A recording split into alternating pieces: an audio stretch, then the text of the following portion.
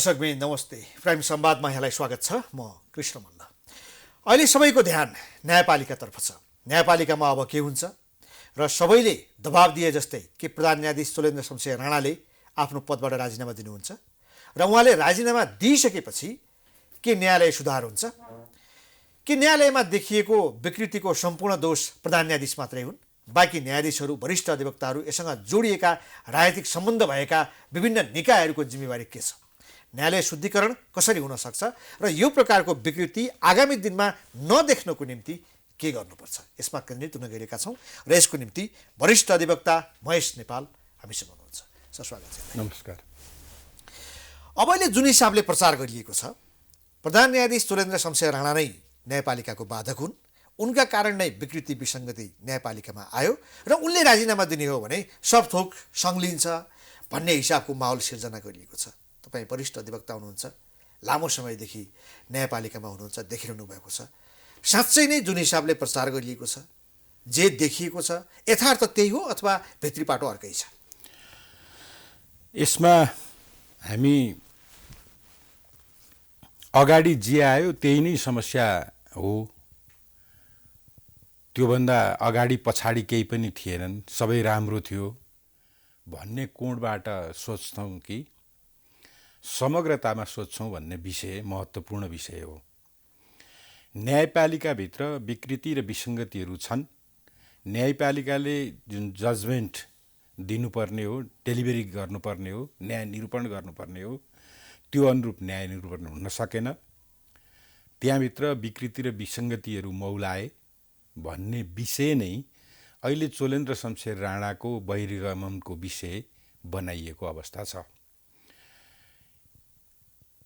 वर्तमानमा नेपाल बार एसोसिएसन, सर्वोच्च बार एसोसिएसन, न्यायाधीश समाजहरू, फोरमहरू र न्यायपालिकाभित्र रहेका न्यायमूर्तिहरूको सरोकारको विषय, देखिएको विषय, न्यायपालिकाको शुद्धताको विषय हो। न्यायपालिकामा विकृति र विसङ्गतिहरू मौलाए भन्ने कुरो आइसकेपछि सम्माननीय प्रधान न्यायाधीश चोलेन्द्र शमशेर राणाले माननीय न्यायाधीश हरिकृष्ण कार्कीको एउटा समिति गठन गर्नुभयो। त्यसले प्रतिवेदन दिएको अवस्था छ। त्यो प्रतिवेदन सार्वजनिक भइरहेको अवस्था छ। त्यो सार्वजनिक भइरहेको प्रतिवेदनले जे विषयहरू उठान गरेको थियो ती विषयहरू एक्जिक्युसनमा गएन भन्ने कुराहरूलाई अहिले प्रखर रूपमा अगाडि बढाइरहेको अवस्था छ। सँगसँगै नेपालको वर्तमान राजनीतिक परिस्थिति, घटनाक्रमहरूलाई पनि जोडेर न्यायपालिकाको प्रधान न्यायाधीशको बारेमा प्रश्नहरू उठिरहेका छन्। अन्तिममा विषयहरू शुद्धताको विषय मात्रै होइन, प्रधान न्यायाधीशले आफ्नो पदीय आचरण अनुरूपको कार्य गर्नु भएन, उहाँले स्वतन्त्र न्यायपालिकाको प्रमुखको हैसियतमा कार्यपालिकामा पनि भाग खोज्नुभयो भन्ने विषय अगाडि आइसकेपछि यो स्थिति आएको हो भन्ने कुरोलाई हामीले हेर्नुपर्छ। त्यसले गर्दा समग्रमा न्यायपालिकाभित्र केही विकृतिहरू छन्, केही विसङ्गतिहरू छन्, तिनलाई करेक्सन गर्नुपर्छ भन्ने कोणबाट आएको हो र त्यो कोणबाट आएको कुराहरूमा त्यसलाई लिडरसिपको रूपमा प्रधान न्यायाधीशले कार्य गर्न सक्नु भएन भन्ने विषयलाई चाहिँ उठान गरिएको स्थिति हो भन्ने कुरो मलाई लाग्छ। प्रधान न्यायाधीश नालायक हुन्, यिनले छोड्यो भने सब थोक सङ्लिन्छ, सबै समस्याको समाधान हुन्छ भन्ने कोणबाट जसरी कुराहरू आएका छन्, त्यो सत्य हो कि होइन? तपाईँ विगतलाई पनि अलिकति हेर्नुहोस्। विगतलाई हेर्दाखेरि के देखिन्छ भन्दाखेरि विभिन्न विषयहरूमा समय समयमा प्रश्नहरू उठेका थिए। ती प्रश्नहरू उठिरहेको अवस्थामा त्यसलाई समाधान गरिएन। रिसेन्टली भनौँ 2-4 वर्षको बिचको कुरालाई हेर्दाखेरि सम्माननीय प्रधान न्यायाधीश तत्कालीन गोपाल पराजुली, उहाँको उमेरको विवाद आयो, ठुलो बबन्डर मचियो, उहाँ बहिर्गमन हुनुभयो, राजीनामा गरेर जानुभयो। दीपकराज जोशीको सर्टिफिकेटको कुराहरू आयो, उहाँलाई सुनवाई समितिले रिजेक्ट गर्यो। पछि अदालतभित्र उहाँलाई बेन्च दिनेदेखि लिएर च्याम्बर दिने कुराहरू समेत उठिसकेपछि उहाँले नि राजीनामा दिएर जानुभयो। ती विषयहरू के साँच्चै राजीनामाले ती विषयहरूको समाधान भयो त भन्दा राजीनामाले ती विषयहरूको समाधान भएन।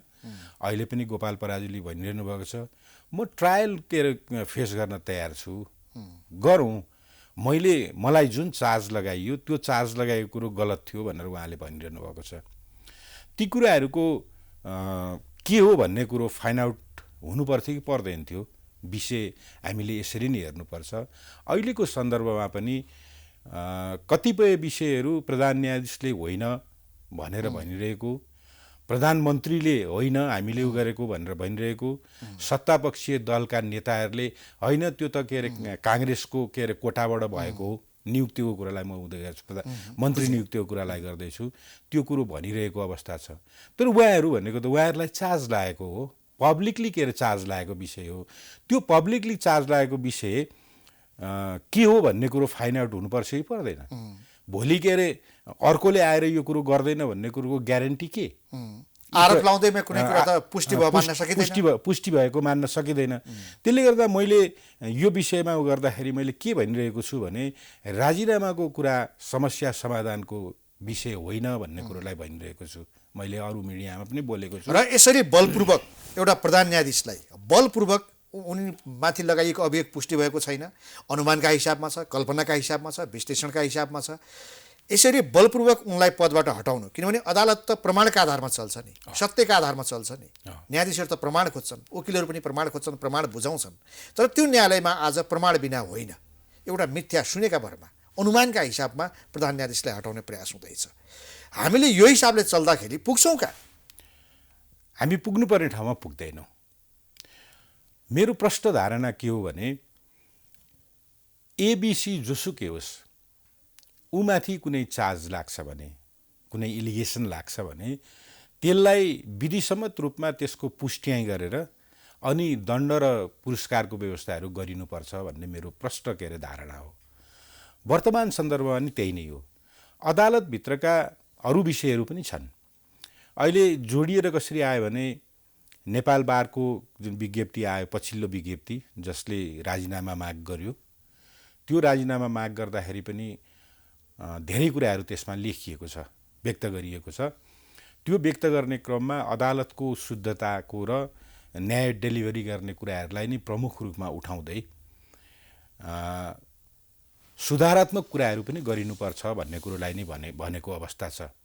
ती सुधारात्मक कुराहरू प्रधान न्यायाधीशले गर्न नसकेको कारणले गर्दाखेरि उहाँले मार्ग प्रशस्त गर्नुपर्छ अर्थात् राजीनामै दिनुपर्छ भनेर बोलिएको अवस्था छ।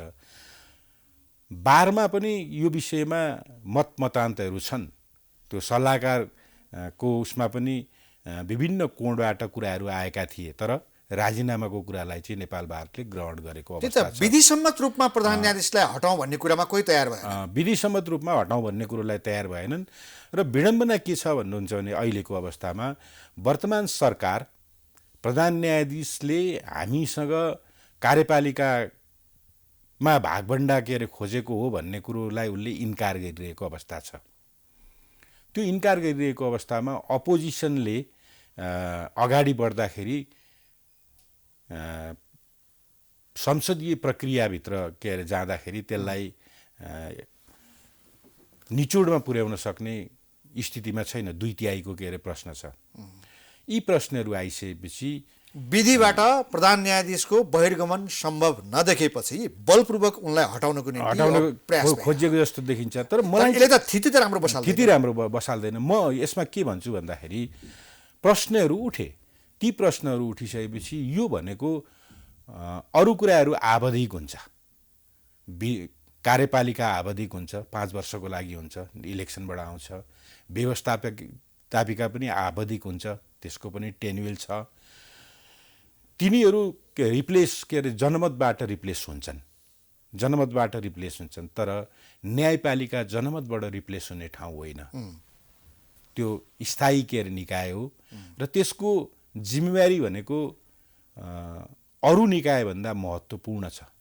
महत्त्वपूर्ण छ, त्यसलाई सबैले के अरे मान्नुपर्छ। यसो हेर्दाखेरि प्रधान न्यायाधीशमाथि अन्याय भयो जस्तो लाग्छ कि लाग्दैन? अहिले अन्याय र न्याय चाहिँ नभनिहालौँ, तर होइन, उसलाई त बलपूर्वक हटाउन खोजियो तर त्यो कुरो नभनौँ। तर साँच्चै नै यसलाई हटाउन खोजियो, हट्नुहुन्छ हुन्न त्यो उहाँको कुरा हो, उहाँले त्यसलाई फिल गर्ने कुरा हो, त्यो गर्नु होला। यसका पछाडि केही नियतहरू पनि जोडिए, जस्तो सीमामा मर्यादामा बस्नुपर्ने त प्रधान न्यायाधीशले मात्र होइन होला, सर्वोच्चका न्यायाधीशहरूले पनि होला। उनीहरूको पनि इजलास छोडेर, फैसलाहरू गर्न छोडेर गुटबन्दीमा लाग्नु भएको छ। प्रधान न्यायाधीशलाई कसरी हटाउने भन्ने गृह कार्यमा लाग्नु भएको छ। पूर्व प्रधान न्यायाधीशहरूलाई हटाउँ, क्लब गठन गरेर उहाँहरू वक्तव्यबाजीमा लागेर राजनीतिमा लाग्नु भएको छ। उहाँहरूको सीमा हुँदैन, मर्यादा हुँदैन, अनि एउटा प्रधान न्यायाधीश मात्रै चाहिँ एउटा सीमामा बस्नुपर्ने, बाँकी सबै छाडाउनु पर्ने। प्रश्न यस्तो पनि हो, अदालतमा अहिले घोषित रूपमा न्यायाधीशहरूले हामीले बेन्च बहिष्कार गऱ्यौँ भनेर भन्नुभएको छैन। अब ती कुराहरूलाई नै हामीले हेर्नुपर्छ।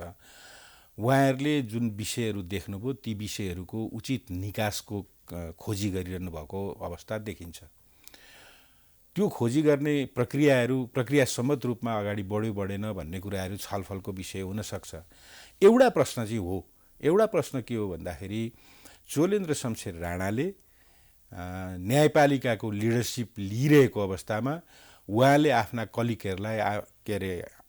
कलिगहरूलाई आफूसँगै डोर्याएर हिँड्न सक्नु भएन भन्ने कुरो चाहिँ के अरे प्रष्ट रूपमा देखिन्छ। उहाँको के अरे जिम्मेवारी हो त्यो चाहिँ। तर दायित्वहरू अरूको चाहिँ छँदै छैन है, अरूले चाहिँ केही पनि गर्नु पर्दैन भन्ने पनि होइन। जुन विषयहरू उठान गरिएको छ अहिलेको उसमा हामीले भन्दाखेरि पोलिटिकल एङ्गलबाट हेर्ने कुराहरू आफ्ना ठाउँमा होलान्। कार्यपालिकामा प्राप्त के अरे गरेका कुराहरू जजहरूले त्यो कुरोलाई भनेका छैनन्। अरू विषयहरूलाई नै उठान गरिरहेको अवस्था छ। बाहिर के अरे गर्दाखेरि हामी जस्ता कानुन व्यवसायहरू जसले राजनीतिक उद्देश्य पनि हामीले राखेका छौँ, राजनीतिक के अरे ऊ पनि छ हाम्रो, तिनीहरूले व्यवस्थापिका र कार्यपालिकामा सियरिङका कुराहरू, संवैधानिक परिषदमा सियरिङका कुराहरूलाई पनि हामीले उठाइरहेका छौँ। ती उठान गरेका विषयहरूलाई विधिसम्मत रूपमा निकास दिने कुराहरू चाहिँ राज्यको प्रमुखको रूपमा, कार्यपालिकाको प्रमुखको रूपमा के अरे प्रतिनिधि सभाको के अरे लिडरको रूपमा प्रधानमन्त्रीले त्यसलाई कसरी उ गर्ने भन्ने कुराहरूलाई के अरे गर्नुपर्ने त्यो भूमिकाहरू निर्वाह गरिरहेको अवस्था देखिन सबैको छ यसमा। अब प्रधान न्यायाधीशले मानौ ठिक छ, सबैले राजीनामा मागे, ल चोलेन्द्र शमशेर राणाले प्रधान न्यायाधीशबाट राजीनामा दिइदिनु भयो, अथवा उहाँले राजीनामा नदिएर महाभियोगको प्रक्रियाबाट उहाँलाई हटाइयो, अनि त्यसपछि के सबै समस्याको समाधान हुन्छ, न्यायालय शुद्धिकरण हुने, एकदम व्यावसायिक हुने, युनिसेफको हामीलाई एउटा भनिएको छ, त्यो देखा पर्छ। त्यसले एउटा कुरो चाहिँ गर्छ, अहिले भनेको चाहिँ दण्ड हुँदैन भन्ने कुरो विश्वास विभिन्न निकायमा बसेका व्यक्तिहरूमा रह्यो।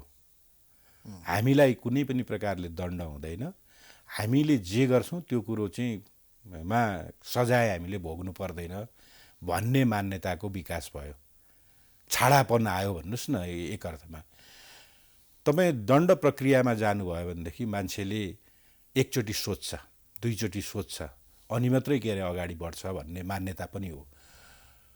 अहिलेका विषयहरू भनेपछि प्रधान न्यायाधीशलाई दण्ड दिन चाहिँ जरुरी छ। त्यो जरुरी भइसकेपछि उसले मेरो जिम्मेवारी के हो, मेरो दायित्व के हो, मेरो कर्तव्य के हो भन्ने बारेमा सोध्छ नि त।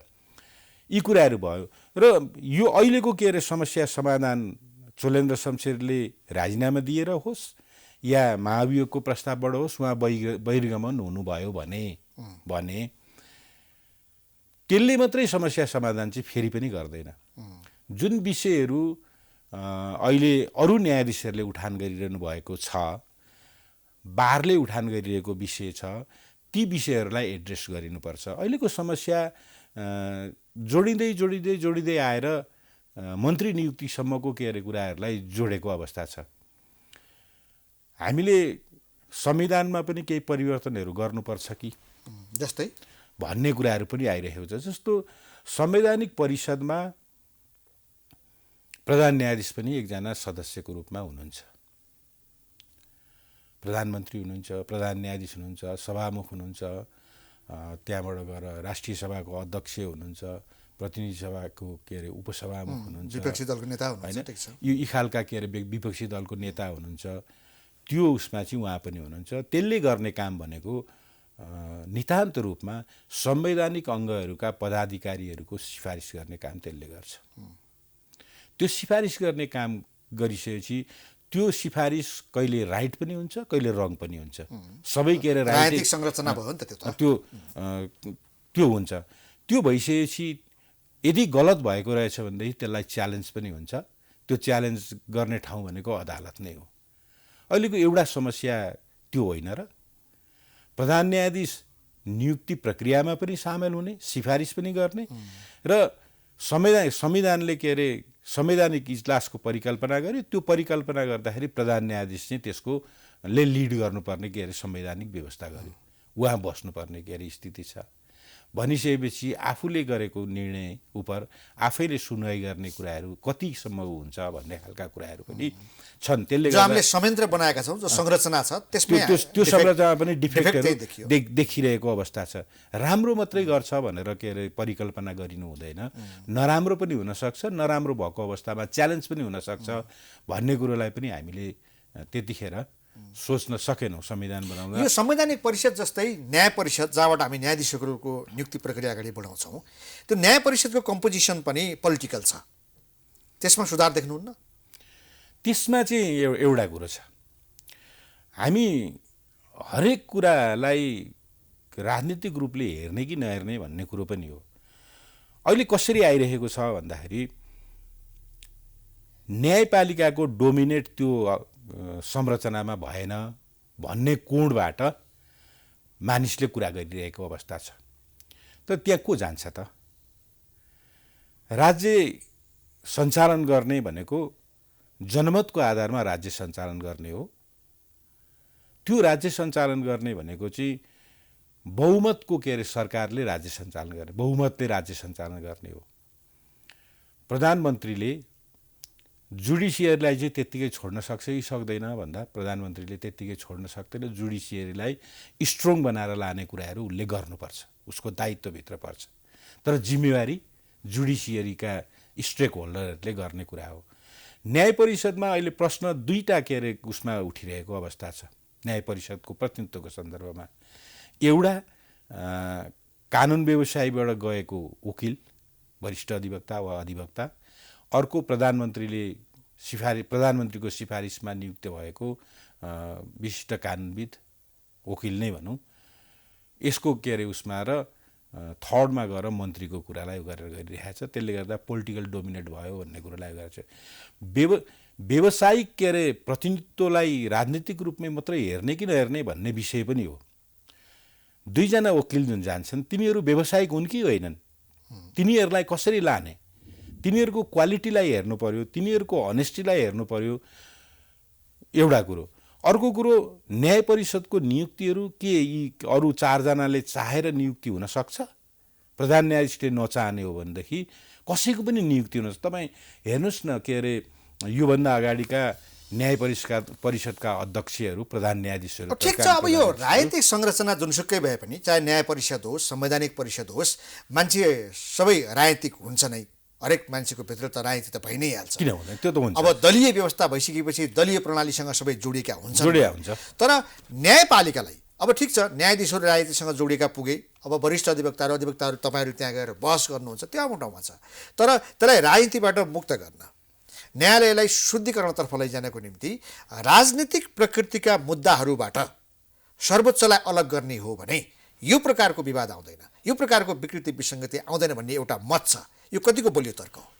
यसमा तपाईँ रिसेन्ट उसमै हो गरौँ, प्रतिनिधि सभा विघटनको सन्दर्भमा एउटा प्रश्न आयो, राजनीतिक निर्णयहरू न्याय निरूपणको विषय हुनु हुँदैन भन्ने कुराहरू आयो। कानुनी र संवैधानिक विषयहरू छन् भनेदेखि हेरिनुपर्छ, तर शुद्ध राजनीतिक कुराहरू छन् भनेदेखि त्यसमा चाहिँ अदालतले प्रवेश गर्नु हुँदैन भन्ने कुरालाई गरियो। अदालतले कतिपय विषयहरूमा, यस्ता प्रकृतिका विषयहरूमा चाहिँ प्रवेश पनि गर्दैन, त्यो मान्यता छ। सबै के अरे निर्णयहरू राजनीतिक निर्णयहरू भनेर के अरे छुट दिँदाखेरि पनि त्यसले फेरि अर्को बुङर्याङतिर लान्छ। त विषयहरूलाई फेरि हामीले संविधानको अन्तिम व्याख्याता सर्वोच्च अदालत भनेका छौँ। अब संविधान नै त्यो राजनीतिक एउटा दस्तावेज हो। त्यसले गर्दाखेरि त्यसलाई के अरे छुट्याउनु पर्यो। विषयहरूलाई के अरे छुट्याएर अदालतले कुन विषय आफ्नो जुरिस्डिक्सनभित्र आउने विषय हो, कुन विषय होइन भन्ने कुरोलाई छुट्याइदिनु पर्यो। किन भन्दाखेरि अदालतलाई त सबैले मानेको छ। राजनीतिक पूर्वाग्रहका हिसाबमा पनि फैसला भइरहेका छन् सर्वोच्चबाट। यो ठाउँमा बसेर मैले पूर्वाग्रहले फैसला भए भनेर कसरी भन्न सकौँ? हामीले होइन देखेको भन्दाखेरि पनि स्मेल गरिन्छ, नगरिने होइन, तर भयो भन्ने कुरोलाई के अरे यसरी नै भयो भन्ने कुराहरू भन्ने स्थितिहरू पनि छैन। मैले यो प्रश्न किन गरेको भने अब हामीले किन न्यायपालिकामा विकृति आयो भन्नु पछाडिका छोटकरीमा केही अन्तर्यहरू केलाउने प्रयास गऱ्यौँ। न्याय परिषद, संवैधानिक परिषद, राजनीतिसँग जोडिएका मान्छेको मानवीय स्वभावसँग जोडिएका कुराहरू पनि अलिकति आए। मुख्य कुरो राजनीतिसँग जोडिँदो रहेछ। अहिलेको यो विवाद जो आएको छ यसलाई पनि माधव नेपालसँग जोडेर हेर्ने, बालोटार प्रकरणसँग जोडेर हेर्ने, बाबुरामसँग जोडेर हेर्ने, होइन, कार्तिक 15 गते समय तोकिएको छ। अब उनीहरू फस्ने हुन् कि फसाइने हो कि, योभन्दा अगाडि भ्रष्टाचारसँग जोडिएका थुप्रै मुद्दाहरूका कुराहरू आए, संसद पुनर्स्थापनासम्मका फैसलाहरू आए। यो सबै ठाउँमा चाहिँ कुन राजनीतिक दल, कुन नेता, कसलाई फाइदा बेफाइदा, सम्भावित फैसलाहरू के हुँदैछन् त्यसको आङ्कलन गरेर यताउता न्यायाधीशहरू पार्ने, मुद्दाहरू यताउता पार्ने। अब केही नलागेपछि सकभर महाभिको हिजोका दिनमा सुशीला कार्कीसँग जोडिएका विषयहरू पनि त आए, उनले पनि त छाड्नुपर्ने परिस्थिति जन्म भयो। यो सबै हेर्दाखेरि अब हाम्रा राजनीतिक संरचनाहरूले कारणले यो भयो, मुद्दाहरू यताउता परे भन्नुभन्दा पनि राजनीतिक आस्था, राजनीतिक प्रभाव, अमुक पात्रलाई जिताउने, अमुकलाई फसाउने भन्ने कुरामा अदालत प्रयोग भएको कारणले पनि आएको भन्ने छ नि। यसमा यस्तो पनि हो, हामी हिजो बन्द समाजमा थियौँ 46 भन्दा अगाडि। कति कुरो बोल्ने नबोल्ने भन्ने कुराहरू पनि थिए। अदालतको बारेमा त्यति प्रश्नहरू उठ्दैन थिए, तर विषयहरू त्यतिखेर पनि थिए, नभएका होइनन्। पछिल्लो पिरियडमा विवादका विषयहरू अदालतमा गइसकेपछि त्यसमा बढी मिडिया ट्रायल पनि भयो, बढी मिडिया ट्रायल भयो। त्यसलाई स्वतन्त्र रूपमा अनुसन्धान गर्नेदेखि लिएर त्यसको फाइन आउट दिने कुराहरूमा यस्तो हुन्छ भन्ने कुराहरूलाई चाहिँ बढी उछाल्ने कामहरू पनि भयो। तपाईँ भन्नुहोस् न, माधव नेपाल र बाबुरामको सन्दर्भमा ललिता निवासको जग्गा प्रकरण जुन छ त्यो मुद्दा चलाउनु पर्ने हो कि होइन, संवैधानिक के अरे उन्मुक्ति उनीहरूले नीतिगत निर्णय गरेकोले संवैधानिक उन्मुक्ति पाउँछन् कि पाउँदैनन् भन्ने विषय हो। त्यसको व्याख्या गर्ने के अरे अथोरिटी भनेको मुद्दा परिसकेपछि अदालत नै हो। त्यसमा राजनीतिक रूपमा त्यसलाई लिएर हेर्नुपर्ने कारण के छ र? कारण छैन। तर एउटा मिडिया हाउसले त्यसमा एक खालको के अरे दृष्टिकोणहरू अगाडि सारिदिन्छ, अर्कोले अर्को खालको दृष्टिकोण अगाडि सारिदिन्छ, अनि त्यही अनुसारका के अरे जनमतहरू के अरे सिर्जना गर्ने कामहरू हुन्छ। त्यो जुडिसियरीमा बस्ने मानिसको के अरे मनस्थिति के हुन्छ, उसले कानुनकोलाई पर्गेल्ने कामहरू गर्न सक्छ कि सक्दैन भन्ने कुराहरूलाई पनि हामीले अदालतमा पनि त स्वयं कुन मुद्दाहरूलाई अगाडि फैसलामा ल्याउने, कुन फाइल अगाडि ल्याउने, कसलाई पछाडि सार्ने, यो खेल त भइरहन्छन् नि। सामान्यतः त्यस्तो होइन। तपाईँ प्रक्रिया सम्मत रूपमा अङ्ग पुगेका मुद्दाहरू पेशीमा चढ्छन्, तर अब केही मुद्दाहरू अनुचित ढङ्गले के अरे डिले भइरहेको अवस्थाहरू छ। शक्तिशाली व्यक्तिहरू, धनीमानी मान्छेहरू, उनीहरूका फटाफट सुनवाई भएको देखिन्छ। अब राजनीतिक प्रकृतिका मुद्दाहरू आज रिटाल्यो, 2 दिनपछि पालो आउँछ। हामी सुन्दैछौँ अहिले सेवाग्राही पीडितहरू जो सर्वोच्चमा वर्षौँदेखिका, होइन, 10 वर्षदेखि 15 वर्षदेखि, खै त उनीहरूको आएको। अहिले राजनीतिक मुद्दाहरूले अरू मुद्दाहरूलाई अलिकति पछाडि धकेलिरहेको अवस्था छ। तर यसमा पनि एउटा कुरो छ, तपाईँ भन्नुहोस् न, प्रतिनिधि सभा विघटनको मुद्दा त्यसको अर्जेन्सीलाई हेरेर चाँडो भयो, अर्जेन्सीलाई हेरेर डेट तोकियो, त्यो अनुसार भयो। अर्जेन्सीको आधारमा नि हुन्छ। जस्तो मुद्दाको के अरे मेरिट के छ त्यसले कहिले के अरे सम्ममा निरूपण गरिदिनुपर्छ भन्ने कुरोहरू हेरेर पनि हुन्छ। र त्यसमा दुवै कानुन व्यवसायी पनि, पक्षीहरू पनि, अदालत पनि के अरे यो मुद्दालाई डिले गर्ने कुराहरूमा संलग्न छन्। त्यो एउटा पक्ष मात्रै छैन। ठिक छ, अब यी प्रश्न उठेका यी भए अब खालका- अन्त्यमा जो यो मुद्दा छ नि अहिले हाम्रो चलेको प्रधान न्यायाधीशसँग जोडिएका जो यो निकै विवाद छ देशमै यसमै लागेको छ, यसको सही निकास के हुनुपर्छ? तपाईँको प्रेस्क्रिप्सन के छ? चार्ज लगाएर छोडिदिने काम चाहिँ गर्नु हुँदैन। चार्ज लगाउने, छोडिदिने। चार्ज लागिसकेपछि त्यो हो कि होइन भन्ने कुरो चाहिँ जनताले थाहा पाउनु पर्यो। त्यो राइट जनतालाई छ। मेरो के अरे जज उपर चार्ज लाग्यो, उसले गरेको कुरो ठिक हो कि बेठिक हो भन्ने कुरोहरू जनताले के अरे जानकारी पाउने वातावरण बनाइदिनु पर्यो स्टेक होल्डरहरूले। त्यो नबनाइकन उन्मुक्ति दिएर जाने हो भने के हुने हो भन्दाखेरि त्यो अदालतप्रतिको जनविश्वास जुन कायम हुनुपर्ने हो त्यो जनविश्वास कायम रहन सक्दैन। जस्तो भन्नुहोस् न, भनेपछि प्रधान न्यायाधीशको अभियोग पुष्टि गर्नु पर्यो पर्यो र त्यो पुष्टि भइसकेपछि उनले पाउनुपर्ने सजाय के हो त्यो पाउनु पर्यो। राजीनामा गराएर उन्मुक्ति दिन पाएन। तपाईँ भन्नु, राजीनामा दिन लगाउनु भनेको उन्मुक्ति दिनु हो। उनले आफ्नो पदीय आचरण विरुद्धको काम गरेको अवस्थामा उनलाई महाभियोग लाग्छ। चोलेन्द्रको मात्रै कुरो नगरौँ न, जुन संवैधानिक व्यवस्था महाभियोग लाग्छ।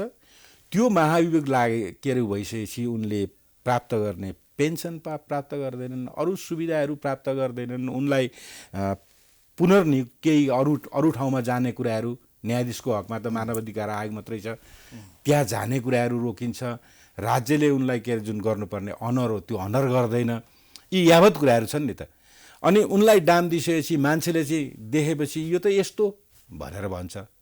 उनलाई समाजमा खुइल्याउने कामहरू चाहिँ गर्ने। तर के गर्ने भन्दाखेरि राज्यले दिनुपर्ने कुराहरू चाहिँ दिइरहने। यो पनि औचित्यपूर्ण छैन। त्यसले गर्दा व्यक्तिको बारेमा जब प्रश्नहरू उठ्छन् त्यो निरूपण हुनुपर्छ भन्ने नि मेरो कुरो हो। उहाँले राजीनामा दिनुहुन्छ, दिनुहुन्न, के गर्नुहुन्छ? राजीनामा दिएपछि पनि उहाँमाथि लागेको अभियोगको जाँच भइरहनुपर्छ र त्यसलाई पुष्टि गर्नुपर्छ। मानिसलाई त्यत्तिकै डामेर छोड्ने भन्छन् नि, डामेर छोडिदिनु हुँदैन। मेरो भनाइ त्यो। हस्। हस्। दर्शकबिन, प्राइम संवादमा हामीसँग वरिष्ठ अधिवक्ता महेश नेपाल हुनुहुन्थ्यो। उहाँसँगको कुराकानी सकिन्छ। हामी सबैलाई बिदा दिनुहोस्। नमस्ते।